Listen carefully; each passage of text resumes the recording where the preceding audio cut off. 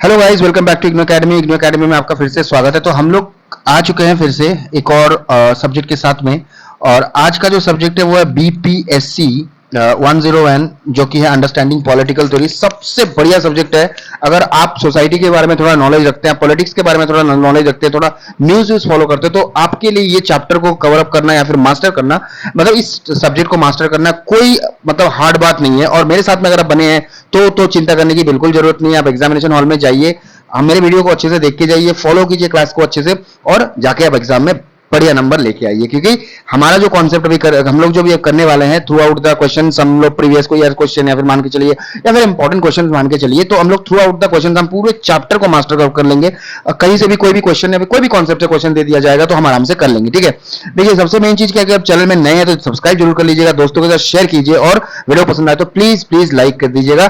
ठीक है, क्योंकि ये जो लेक्चर होने वाला है, धमाकेदार लेक्चर होने वाला है, बहुत इंटरेस्टिंग लेक्चर होने वाला है। ध्यान से समझ के सोच समझ के पढ़िएगा, पीडीएफ के चक्कर में मत रहिए। ठीक है, क्योंकि रटना नहीं है, चीजों को समझना है। अगर समझ के जाएंगे तो जिंदगी भर याद रहेगा, और आपका जब भी एग्जाम हो आप आराम से लिख सकते हैं, कोई दिक्कत वाली बात नहीं। ठीक है, तो बढ़ते हैं आगे बिना लेट के। आज 2-3 क्वेश्चन हम लोग करेंगे।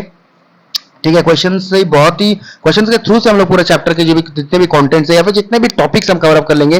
ठीक है, ध्यान में रखिएगा कि जो एग्जामिनर जो होते हैं क्वेश्चन के वर्डिंग्स को घुमा देते हैं, पर चीजें सेम ही रखते हैं। ठीक है, तो बिना लेट के बढ़ते हैं आगे। जो लोग नए हैं चैनल पर, प्लीज चैनल को सब्सक्राइब जरूर कर दीजिएगा, दोस्तों के साथ शेयर कीजिए, और वीडियो पसंद आए तो प्लीज कमेंट करके जरूर बताना है। चलिए फटाफट, व्हाट इज स्टेट, एलाबोरेट। अब स्टेट क्या है, एलाबोरेट करने के लिए आपको कहा गया है। तो देखिए मेन चीज क्या है, इस क्वेश्चन को किसी और तरीके से भी दे सकते हैं, तो आपको ध्यान रखना है, कीवर्ड याद रखना है, जो कि है state. The state is the most important political institution in society. जो स्टेट जो है एक सबसे महत्वपूर्ण पॉलिटिकल इंस्टीट्यूशन है हमारे सोसाइटी के अंदर। पॉलिटिकल इंस्टीट्यूशन मतलब जहां पे मतलब सारे लोग मिला के, मतलब जैसे मैं आप, गवर्नमेंट सिस्टम, सारे मिला के हम स्टेट बोलते हैं इस चीज को। It is political organisation that exercises supreme authority over a definite territory and the people living within it। मतलब कहा यह जाता है कि एक ऐसा पॉलिटिकल ऑर्गेनाइजेशन है जो अपनी सुप्रीम अथॉरिटी को, मतलब किसी पीपल में या फिर किसी टेरिटरी में जो लोग रहते हैं, मतलब किसी टेरिटरी में, किसी मतलब कंट्री में या फिर उसके पीपल में जो लॉ एंड ऑर्डर इंपोज करते हैं या फिर लॉ एंड ऑर्डर के थ्रू से चलाने की कोशिश करते हैं, उसको बोलते हैं हम लोग स्टेट। द स्टेट का काम क्या है? The state maintains law and order, protects the rights of citizen, administers justice and creates conditions for peaceful social life। ठीक है, तो ये सब काम होता है स्टेट का, कि ठीक तरह से प्रोटेक्ट करना, लॉ एंड ऑर्डर को मेंटेन करना, सिटीजन्स के राइट को प्रोटेक्ट करना, जस्टिस को ठीक ठाक से मतलब करना, कहीं गलत ना हो, कहीं रॉन्ग ना हो, creates condition for peaceful social life, और सोसाइटी में सही से सब चले, ध्यान से चले, उस चीज का देखभाल करना। Unlike other organisation such as family, religious institutions और voluntary associations, the state possesses sovereign authority. State के पास, जैसे कि दूसरे मतलब ऑर्गेनाइजेशन जैसे फैमिली हो गया, रिलीजियस, इसके अलावा स्टेट के पास में सॉवरेन अथॉरिटी होती है, मतलब अपने आप में एक अथॉरिटी होती है। एंड यही अथॉरिटी जो होती है, this authority enables it to make laws that are binding on all citizens and enforce those laws through legal means. तो और यही लॉज को हम क्या करते हैं, जो स्टेट जो होता है लोगों पर मतलब बाइंड करते हैं सिटीजन को, मतलब ये लॉ में सबको बांध के रखते हैं, और ये लॉ कोई तोड़ नहीं सकता, और इसको लीगल तरीके से आपको मानना पड़ेगा। ठीक है ना, तो ये मेन स्टेट का काम होता है। ठीक है, देखिए मैक्सिमम चीजें मैं आपको इंग्लिश में ही बताऊंगा, थोड़ी थोड़ी जहां पे जरूरत होगी। अब आपका कॉन्सेप्ट हालांकि हिंदी में क्लियर हो गया होगा और स्टेट के बारे में, तो इसलिए मैं आगे आपके लिए इंग्लिश में ही ज्यादातर बोलूंगा, और धीरे से आस्ते आस्ते बोलूंगा ताकि आपको समझ में आए। The existence of a state depends upon 4 essential elements. तो स्टेट कैसे, किस पे डिपेंड करेगा? 4 एलिमेंट्स पे। क्या होता है? पॉपुलेशन, ठीक है, टेरिटरी, गवर्नमेंट एंड सॉवरेनिटी। तो 4 चीजें हैं, पॉपुलेशन हो गया, गवर्नमेंट, टेरिटरी हो गया, गवर्नमेंट हो गया, सॉवरेनिटी हो गया। ठीक है, ठीक है। सॉवरेन मतलब क्या होता है कि दूसरा कोई इंटरफेयर नहीं करेगा, अपने आप में अकेला जो रूल बनाने वाला, कायदा कानून मेंटेन करने वाला। गवर्नमेंट तो आप जानते हैं, बॉडी ऑफ मेंबर्स, जैसे लेजिस्लेटिव, जुडिशियरी जो होता है, ठीक है, ये सब होते हैं। ठीक है, और आपका जो टेरिटरी हो गया, मतलब जो कंट्री हो गया, और पॉपुलेशन उस कंट्री का। Population is the foundation of the state because political authority exist to govern people. तो पॉपुलेशन जो होता है वो सबसे फाउंडेशनल स्टेट होता है, क्योंकि जब आप किसके ऊपर आप मतलब पॉलिटिक्स, मतलब किसके ऊपर लॉ एंड नियम वगैरह, लॉ एंड ऑर्डर मेंटेन करेंगे या फिर थोपेंगे, तो वो हम ही है ना। Every state must also have a definite territory over which it exercises its authority. अब स्टेट में एक कोई definite territory होना चाहिए, मतलब कोई particular boundary होना चाहिए, country होना चाहिए. अब ऐसा तो नहीं कि मैं यहाँ का हूँ, जैसे मैं यहाँ का PM हूँ या फिर CM हूँ, मैं किसी और कंट्री में जाके, किसी और स्टेट में जाके अपना बोलबाला या फिर अपना जो मन मर्जी हुक्म चला रहा हूँ, ऐसा तो नहीं होता. The size of the territory may vary from one state to another, but a clearly defined geographical area is essential for its existence. The government acts as a machinery of the state. It makes laws, implement policies, maintain public order, administers justice, collect taxes and manage public affairs. Governments may change through elections or constitutional methods, but the state continues to exist. तो government change होता है, पर जो state होता है, जो श्रृंखला होता है, नियम जो होता है, वो कभी change नहीं होता, वो exist करते हैं, बस government change हो जाता है, चाहे वो election के process से हो, चाहे वो constitutional process से हो. ठीक है ना. सॉवरेनिटी क्या है? अब sovereignty is the most important characteristic of a state. It means that the state possesses supreme authority with in its territory and is independent of external control. तो मतलब क्या होता है कि सॉवरेनिटी मतलब क्या है कि स्टेट के अंदर में स्टेट अपने आप में एक सुप्रीम अथॉरिटी, मतलब जो लॉ एंड ऑर्डर है हर किसी के लिए सेम होगा और अपने आप में वो कभी चेंज नहीं होगा. ठीक है. और वो इंडिपेंडेंट होगा, कोई भी एक्सटर्नल कंट्रोल उस पर नहीं होगी. Because of sovereignty no other organisation can challenge the legal authority of the state. तो इसी सॉवरेनिटी की वजह से कोई भी ऑर्गेनाइजेशन इस स्टेट को चैलेंज नहीं कर सकता. ठीक है, चाहे वो कोई भी हो.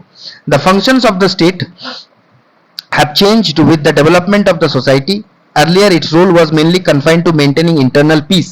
तो पहले क्या होता, धीरे धीरे अभी चेंज होता आ रहा है. फंक्शन स्टेट का पहले क्या था, सिर्फ मेंटेनिंग इंटरनल पीस को मेंटेन करना था. ठीक है, पहले इसका काम था maintaining internal peace, protecting the country from external aggression and administrating justice. But in modern age the state has become a welfare institution. अभी तो ये क्या वेलफेयर इंस्टीट्यूशन का भी काम करता है state. It provides education, health care, employment opportunities, transport, communication, social security, environmental protection and various public services. तो ये भी काम स्टेट निभाता है आजकल. It also works to reduce poverty, promote economic development, protect weaker sections of the society and ensures quality and justice. Democratic states are expected to safeguard fundamental rights while encouraging the participation of citizens in governance. तो क्या होता है, democratic state जो होता है मतलब हमारा जो फंडामेंटल राइट है उसको भी सेफगार्ड करेगा और हमारा मतलब और ये इंश्योर करेगा कि हम सही से गवर्नेंस में पार्टिसिपेट कर रहे हैं, कि हमारा राइट सही से मिले और हम सही से गवर्नमेंट में मतलब कोई भी एक्टिविटीज जो गवर्नमेंट जैसे वोटिंग हो गया वगैरह उसमें हम लोग सही से पार्टिसिपेट कर रहे हैं या नहीं. ठीक है ना. देखिए, the state is different from society and government. Government और सोसाइटी से अलग है state. Society includes all forms of human relationship, where state is a political institution created to exercise authority. Similarly, the government is the only the administrative agency through which the states perform its functions. तो state जो होता है मतलब एक किसी country जो होता है, कंट्री का जो नियम वगैरह होता है वो कौन मेंटेन करेगा, गवर्नमेंट मेंटेन करेगा. तो गवर्नमेंट जो है स्टेट के मतलब स्टेट अगर गवर्नमेंट चेंज हो सकता है पर स्टेट कभी चेंज नहीं होगा, स्टेट सेम ही रहेगा. फिर स्टेट में कोई चीजें चेंज नहीं होगा, गवर्नमेंट चेंज होगा, वो सेम मतलब रूल्स रेगुलेशंस फॉलो करता है. The state remains the foundation of organised political life. By maintaining peace, protecting rights, enforcing laws and promoting public welfare, it creates the conditions necessary for orderly and balanced development of the society. तो जो state जो है तो ये एक foundation है, मतलब एक नींव है ऑर्गेनाइज्ड पॉलिटिकल लाइफ का, कि आपके कंट्री में पॉलिटिकल लाइफ जो ऑर्गेनाइज्ड रहे, नियम कानून मेंटेन रहे, पीस मेंटेन रहे, राइट आपकी प्रोटेक्ट हो, लॉज आपके इन्फोर्स है. देखो अभी कैसा होता है कि जैसे हमारा जो मतलब फंडामेंटल राइट्स है, फंडामेंटल ड्यूटीज है, चाहे वो कोई भी गवर्नमेंट आ जाए वो कभी भी चेंज नहीं हो सकता है. ठीक है, तो वो स्टेट के अंदर में आ जाता है. आपको समझ में आ रहा होगा. तो चीजें आपकी मेरे ख्याल से आपके दिमाग में आ चुकी हैं अच्छे से, चीजें आपके दिमाग में घुस चुकी है अच्छे से.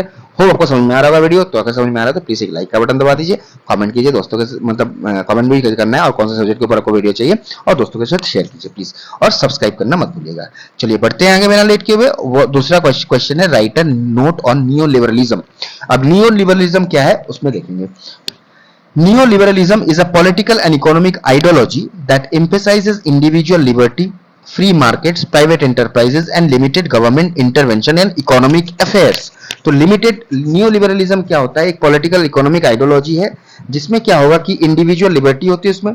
ठीक है, free markets, private enterprises and limited government intervention and economic affairs. मतलब अपने बिजनेस में लिमिटेड गवर्नमेंट इंटरप्राइज इंटरफेयर रहेगा.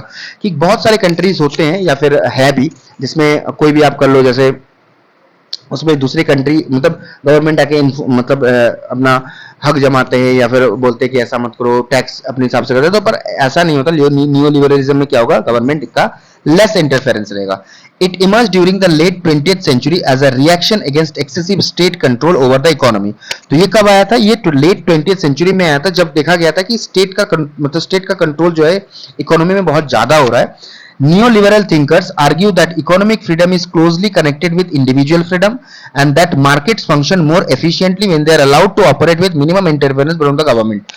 तो न्यूलिबरल थिंकर्स जो होते हैं उन्होंने आर्ग्यू किया कि इकोनॉमिक फ्रीडम होना चाहिए और मतलब इंडिविजुअल फ्रीडम किस मतलब और इकोनॉमिक फ्रीडम जो है वो इंडिविजुअल फ्रीडम के साथ रिलेटेड। अगर अगर आदमी खुद का बिजनेस कर रहा है, अगर उसको छोड़ दिया जाए, उसमें कम इंटरफेरेंस किया जाए, तो अगर कम इंटरफेरेंस करेंगे तो वो ज्यादा प्रॉफिट देगा, या फिर उसमें इंटरफेरेंस कम होगा तो वो अच्छे से चल सकता है, ठीक है ना, गवर्नमेंट का कम इंटरफेरेंस हो।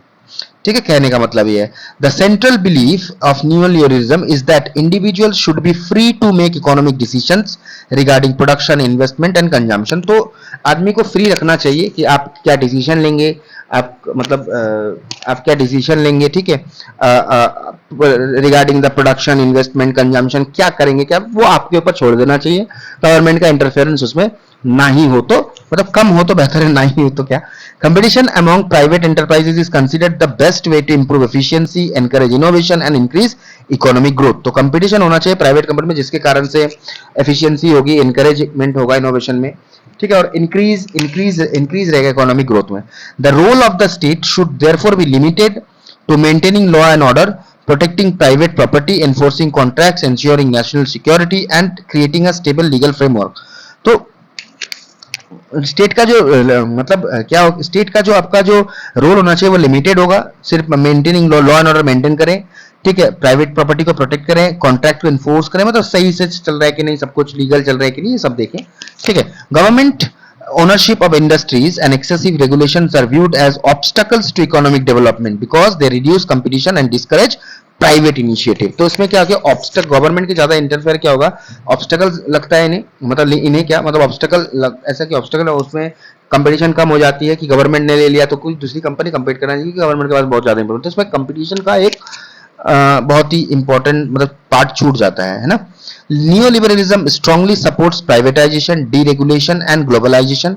Privatization refers to transferring government-owned industries and services to private ownership with the expectation that private management will improve efficiency and productivity। तो privatization मतलब आप जानते ही हैं, गवर्नमेंट ओन्ड इंडस्ट्रीज को प्राइवेट ओनरशिप में चेंज कर देना, जिसके कारण से मतलब उसमें क्या होगा कि प्राइवेट मैनेजमेंट होगा तो एफिशिएंसी और प्रोडक्टिविटी बढ़ेगी। Deregulation involves reducing unnecessary government control so that businesses can operate more freely and complete effectively। Globalization encourages the free movement of goods, services, investment and technology across national boundaries। Supporters believe that these policies increase economic opportunities, improve productivity, attract foreign investment and provide consumer with greater choice। तो main चीज क्या है कि देखिए जो deregulation मतलब क्या है, इन्वॉल्वमेंट गवर्नमेंट का कम हो, जिसके कारण से क्या होगा, बिजनेस फ्रीली ऑपरेट कर पाएंगे, जिसमें कंपटीशन अच्छा होगा। ग्लोबलाइजेशन का मतलब क्या है, गुड्स, सर्विसेज, इन्वेस्टमेंट, टेक्नोलॉजी जो है नेशनल बाउंड्रीज के पार जाए, दूसरे कंट्रीज में तक पहुंचे, जिसके कारण से क्या होगा, लोगों को बहुत सारे अपॉर्चुनिटीज मिलेंगी, इकोनॉमिक अपॉर्चुनिटीज भी मिलेगी लोगों को, फॉरेन इन्वेस्टमेंट एंड अट्रैक्टेड होगा। मतलब हम अगर अपना ग्लोबलाइजेशन हम मार्केट बनाते हैं, ग्लोबलाइज्ड मार्केट बनाते हैं हम इंडिया को, तो दूसरे कंट्रीज के लोग आएंगे, जैसे टेस्ला के मार्केट्स वगैरह अभी हमारे इंडिया में हो रहे हैं। तो इसमें क्या होगा कि जिसके कारण से कंज्यूमर के पास में ग्रेटर चॉइसेस भी रहेगा, ठीक है, तो बहुत सारे फायदे हैं इसमें। Neoliberal ideas influenced economic reforms in many countries, leading government to reduce public ownership, encourage private investment, and integrate their economic with global market। These reforms contributed to industrial growth, technological progress, and increased international trade। ठीक है ना, बहुत ही important चीज है यहाँ पे चीज बताया गया। Despite his achievements, neoliberalism has also faced serious criticism। ठीक है, क्या क्रिटिसिज्म फेस किया है, critics argue that unrestricted markets often widen economic inequality and weaken the welfare role of the state. तो जिसमें क्या होगा कि नियोलिज्म की वजह से जो स्टेट का रोल वेलफेयर ऑफ द मतलब क्या कि weaken the welfare role of the state, जो स्टेट का वेलफेयर रोल होता है जो लोगों के प्रति मतलब जागरूकता या फिर लोगों के प्रति अच्छा करना, तो इसमें कमती हो जाती है। प्राइवेटाइजेशन में reduce access to essential services such as education and health care for poorer section of the society. अब इसके कारण से एक चीज और होता है, अगर प्राइवेटाइजेशन हम कर देते हैं तो सर्विसेज जैसे कि एजुकेशन सिस्टम हो गया, हेल्थ केयर हो गया, जो गरीब श्रेणी के लोग हैं, बीपीएल वाले हैं या फिर उससे भी जो लोअर कास्ट के लोग हैं, उसके उनके लिए प्रॉब्लम हो जाता है, वो ठीक तरह से एक्सेस नहीं कर पाते इन चीजों का। ठीक है, अगर हम नर्सिंग देखो, कोई बीमार पड़ता है, पैसे होते हैं तभी नर्सिंग होम में जा पाएंगे, अच्छे स्कूल में पढ़ा पाएंगे ना। तो मेन चीज यही है। Globalisation has also produced uneven development benefiting some countries and social groups more than others. तो ये क्या ग्लोबलाइजेशन में क्या होगा कि अनइवन डेवलपमेंट होता है, ठीक है, बेनिफिटिंग सम कंट्रीज, जिसमें कुछ कंट्रीज ही बेनिफिट होते हैं, कुछ सोशल ग्रुप्स बेनिफिट होते हैं, ठीक है, मोर देन अदर्स, मतलब दूसरे लोग, मतलब मास ह्यूज लोग बेनिफिट के बदले मतलब पब्लिक बेनिफिट कम होती है, जिसके कारण से दूसरे कंट्रीज या फिर कुछ ग्रुप्स बेनिफिट हो जाते हैं rather than the पब्लिक में कोई फायदा नहीं होता है। Neoliberalism continues to shape economic policies across the world because of its emphasis on market efficiency and individual economic freedom. At the same time, its limitations have highlighted the need to balance economic growth with social justice, equality and public welfare. तो balance होना चाहिए एक, ठीक है, जैसे कि balance economic growth में balance होना चाहिए, सोशल जस्टिस होनी चाहिए, इक्वालिटी होनी चाहिए और पब्लिक वेलफेयर मतलब एक होना चाहिए। बेसिकली कहना क्या है कि ये हाईलाइट ऐसे करें कि आपका जो इकोनॉमिक ग्रोथ हो वो बैलेंस हो, जिसमें कि इकोनॉमिक भी सही से चले, फाइनेंशियल ग्रोथ भी हो, सोशल जस्टिस भी रहे, इक्वालिटी हो, हर एक को बराबर का हक मिले और पब्लिक वेलफेयर तो होना ही होना है।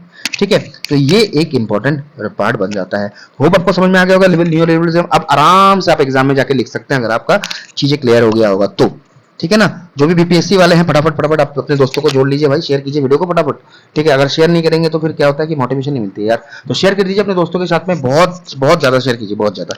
ठीक है ना, और बने रहिए हमारे साथ में। चैनल में नए हैं तो सब्सक्राइब जरूर कर दीजिएगा, वीडियो पसंद आता है लाइक कीजिए, कमेंट में जरूर बताना है।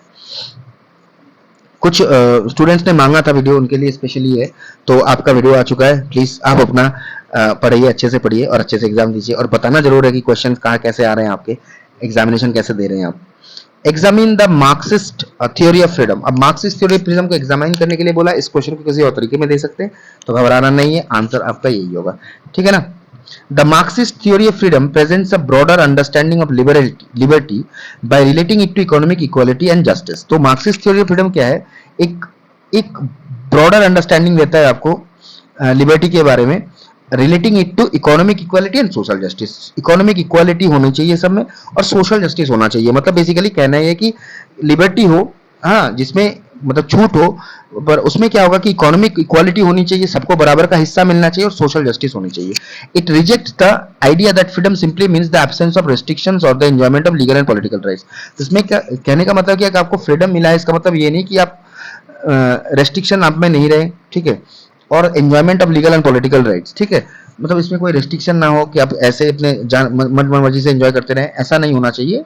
ठीक है, it rejects the idea that freedom simply means the absence of restriction. मतलब ऐसा नहीं होना चाहिए कि फ्रीडम का मतलब क्या है कि आपके में कोई रेस्ट्रिक्शन नहीं हो, और मतलब और the enjoyment of legal political rights, मतलब ऐसा कुछ रेस्ट्रिक्शन नहीं हो, आपके पॉलिटिकल राइट्स में एंजॉय करें आप, या फिर अपने लाइफ को व्यतीत करें, इसमें कोई मतलब ऐसा ना हो कि रेस्ट्रिक्शन के बिना हो। According to Marxist view, real freedom can exist only when individuals are free from economic exploitation, poverty and class domination. तो एक्चुअल में freedom according to Marxist view के अनुसार रियल फ्रीडम तभी होता है जब क्या होता है कि the real freedom can exist only when individuals are free from economic exploitation. मतलब इकोनॉमिक एक्सप्लॉयटेशन नहीं हो, मतलब कम ज्यादा गरीबी, मतलब जो इसको कम पैसे दे दिए यार, चलो एक्सप्लॉइट कर रहे हैं, मतलब जहां पे लेबर की कॉस्ट होनी चाहिए 700 रुपए 200 रुपए दे रहे हैं, ये नहीं होना चाहिए। पॉवर्टी नहीं होना चाहिए, क्लास डोमिनेशन नहीं होना चाहिए। Freedom is therefore closely connected with material conditions in which people live and work. अब देखते हैं, Marxist argue that capitalistic society is divided into two main classes. तो मार्क्सिस्ट बोलते हैं कि कैपिटलिस्टिक सोसाइटी जो होता है दो ग्रुप्स में डिवाइडेड होते हैं। पहले तो those who own the means of production and those who sell their labour for wages. तो एक होता है those who own means of production, मतलब जो मीन्स ऑफ प्रोडक्शन जो होता है वो जो होते हैं, मतलब, और जो who sell their labour for wages. ठीक है, जो मीन्स ऑफ प्रोडक्शन मतलब मान के चलिए मालिक, और जो होता है काम करने वाला, बेसिकली सिंपली अगर बताएं तो this class division leads to exploitation because the owners accumulate wealth through the labour of workers. Although capitalist societies provide rights such as freedom of speech, equality before the law and right to vote, these rights cannot be fully enjoyed by people who suffer from poverty, unemployment and economic insecurity. तो कहा यह जाता है कि capitalist societies provide rights such as freedom of speech, equality before the law and right to vote. These rights cannot be fully enjoyed. मतलब capitalistic का कहने का मतलब ये राइट्स दिया जाता है, बट उन लोगों को नहीं दिया जाता है जो सफर पॉवर्टी से सफर करते हैं, जिनमें अनएम्प्लॉयमेंट है और जो इकोनॉमिक इनसिक्योरिटी है जिसमें, वो लोग इन राइट्स को एंजॉय नहीं कर सकते. A person who struggles to satisfy basic needs can not exercise freedom in any meaningful sense. उनके कहने का मतलब ये है कि जो लोग बेसिक नीड्स को एक्सरसाइज नहीं कर पाते हैं, बेसिक नीड्स को एंजॉय नहीं, बेसिक नीड्स को सेटिस्फाई नहीं कर पाते हैं, मतलब नहीं मिल पाता उनको बेसिक नीड्स, तो वो उनको कोई हक नहीं है कि वो फ्रीडम को किसी भी तरीके से एंजॉय कर सके. Can not exercise freedom in any meaningful sense. ये कैपिटलिस्टिक सोसाइटी की सोच है. ठीक है, मालिक और नौकर का, बेसिकली जैसे मैंने बताया. According to Marxist perspective, private ownership of means of production is principal cause of inequality and unfreedom. तो ये मेन मीन्स ऑफ प्रोडक्शन जो है ये प्रिंसिपल कॉज है इनइक्वालिटी और फ्रीडम का. It concentrates wealth and power in the hands of small section of the society while leaving the majority economically dependent. इसका मतलब क्या है कि ये जो वो लोग हैं जिसके अंदर में जो small society section of the society है, जिसमें पूरा पावर, वेल्थ, पैसा, पावर उनके हाथ में है, और मैक्सिमम मेजॉरिटी जो होता है वो इकोनॉमिकली डिपेंडेंट है उन पे. ठीक है ना, ये है. Marks believe that genuine freedom requires the abolition of private ownership of the means of production and establishment of collective ownership. मतलब प्राइवेट ओनरशिप को हटा के कलेक्टिव ओनरशिप, मतलब सब ओनरशिप सब में बांटा जाए. Basically only then can exploitation and class domination come to an end. तो ये क्या होगा, सबको बराबर का हिस्सा मिलना चाहिए, तभी जो है ना ये जो एक्सप्लॉयटेशन होगा, क्लास डोमिनेशन होगा, ये खत्म होगा. ऐसा नहीं कि ये जो स्मॉल ग्रुप्स के लोग हैं, small section of the society है, वही अपना पावर और वेल्थ लेके बैठ जाए और लोगों को जो दूसरे मेजॉरिटी लोग हैं, मतलब जो बचे हुए लोग हैं, उनको उन पे अत्याचार करे. ऐसा नहीं होगा. हर किसी को बराबर का इक्वल होना चाहिए, हर किसी का मतलब बराबर की हिस्सेदारी होनी चाहिए हर किसी में, तभी चीजें ठीक से चलेंगी. एक्सप्लॉयटेशन नहीं होगा, डोमिनेशन नहीं होगा. ये कार्ल मार्क्स का कहना था. Marx argued that society would pass through a socialist stage before reaching communism. In a socialistic society, production is organized for social welfare rather than private profit. तो ये कहना ये क्या है कि मार्क्सिस्ट बोलते हैं कि सोसाइटी को एक सोशल स्टेज से पास होना चाहिए, सोशलिस्ट स्टेज से पास होना, जिसमें क्या होगा, किसमें क्या होगा कि in a socialist society production is organised for social welfare. जो प्रोडक्शन होगा ना वो किसके लिए ऑर्गेनाइज होगा, सोशल वेलफेयर के लिए, ना कि प्राइवेट प्रॉफिट के लिए. तो पहले क्या होता था, कैपिटलिस्टिक में प्राइवेट प्रॉफिट होता था. And economic inequalities are reduced, जिसमें इकोनॉमिक इक्वालिटीज रिड्यूस होंगे. In the final stage of communism, class distinction disappear completely. और फाइनल स्टेज में कम्युनिज्म में क्लास डिस्टिंक्शन पूरी तरीके से डिसअपियर होगा, जिसके कारण से एक पार्टी भी बनी थी, ये सीपीआईएम का बोलते, जिसमें क्या होता है कि हर किसी को CPIM, communist party of India, Marxism, basically वो इन पे काम करते थे. ठीक है, कभी मौका मिलेगा तो देखेंगे उस चीज को भी हम लोग. Every individual contributes according to ability and receives according to need. तो हर किसी इंडिविजुअल में वो काबिलियत है, मतलब या फिर कंट्रीब्यूट करता है अपनी काबिलियत के हिसाब से और रिसीव करता है अपने नीड के हिसाब से. मतलब जैसा आपका काबिलियत आप वैसे करें, आप वैसा. ऐसा नहीं कि अगर लेबर है तो उसको 200 रुपए ही मिलेगा, चाहे वो किसी चीज का भी लेबर क्यों ना हो. लेबर अगर वो क्वालिटी का लेबर, वो ब्लू कलर हो या फिर व्हाइट कलर हो, ठीक है, मतलब आईटी वाला हो, आईआईटी वाला हो, वो भी तो लेबर श्रेणी के लोग माने जाएंगे. तो उनको उनका जो है रेंट या फिर जो है उसके नीड के हिसाब से उनको दिया जाए. ठीक है, ऐसा ना हो कि लेबर श्रेणी के लोग जो होंगे वो सबको बराबर का हक मिले.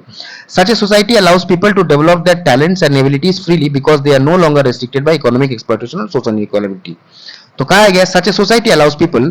तो सोसाइटी, ऐसा सोसाइटी जिसमें कम्युनिज्म होता है, फिर कम्युनिस्ट सोसाइटी ऐसा होता है जिसमें लोग जो होता है ना कि पीपल को इस तरह से डेवलप किया जाता है, या फिर पीपल को इस अलाउ किया जाता है कि वो अपने टैलेंट को दे, अपने एबिलिटी को शो करे प्रॉपर्ली. ओके, क्योंकि वो अब इकोनॉमिक एक्सप्लॉयटेशन और सोशल इक्वालिटी से रेस्ट्रिक्टेड नहीं है, वो अपना काम खुद के कर सकते हैं और अपना कमा सकते हैं, या फिर इकोनॉमिक सोसाइटी में सही तरह से जिंदगी व्यतीत कर सकते हैं. The Marxist theory has been criticised for giving greater importance to economic equality than to civil and political liberties. इसको क्रिटिसाइज भी किया गया. Critics also point out that several socialist country restricted freedom of expression, political opposition and individual rights. Other argue that complete economic equality is difficult to achieve in practice and both political and economic freedoms are equally important.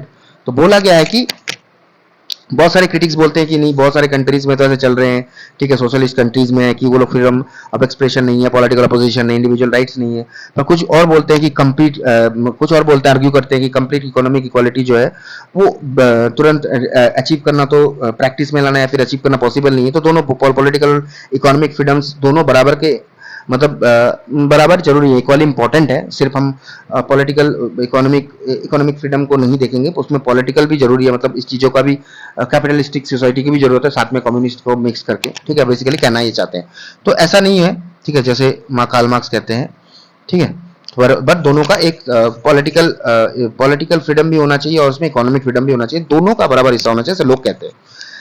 तो Marxist जो Karl Marx ऐसा नहीं करते, वो कहते हैं कि economic equality होनी चाहिए, डिस्टिंक्शन, किसी में डिस्क्रिमिनेशन नहीं होना चाहिए, है ना। The Marxist theory of freedom remains one of the most influential approaches in political thought because it explains that liberty cannot be separated from equality and justice. liberty को हम equality और justice से separate नहीं कर सकते, ठीक है। The Marxist theory of freedom remains one of the most influential approaches in political thought. बहुत ही इंफ्लुएंशियल अप्रोच है, बिकॉज इट एक्सप्लेन्स, क्योंकि ये एक्सप्लेन करता है कि liberty cannot be separated, liberty को हम इक्वालिटी और सोशल जस्टिस से अलग नहीं कर सकते, ठीक है। लिबर्टी अगर है तो उसमें इक्वालिटी और सोशल जस्टिस होगा। It emphasizes that genuine freedom becomes meaningful, genuine freedom तभी meaningful होता है only when every individual is free from exploitation and has equal opportunities for overall human development.